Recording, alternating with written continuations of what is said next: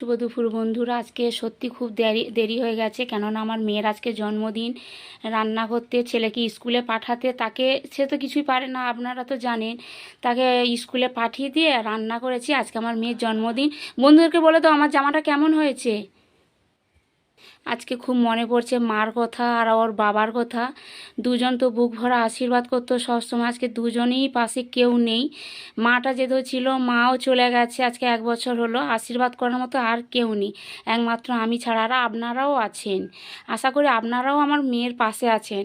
আজকে আমার মেয়ের বড়ি ভাজা করেছি, কাঁকরোল ভাজা, পটল ভাজা, শাক ভাজা খেতে ভালোবাসে, আপনারা তো জানেন, বটবটি আলু ভাজা। আর পায়েস করেছি, ওর মা যেইটুকুনি পেরেছে। টমেটো চাটনি খেতে ভালোবাসে, ডিম খেতে ভালোবাসে। আর কিছুই রান্না করিনি বন্ধুরা, এইটুকুনি রান্না করেছি। বন্ধুদেরকে বলো যে আমার জামাটা কেমন হয়েছে, বলে কমেন্টে জানাবে আমার জামাটা কেমন হয়েছে। সোনামা একটু পায়েস খাও, এই নাও।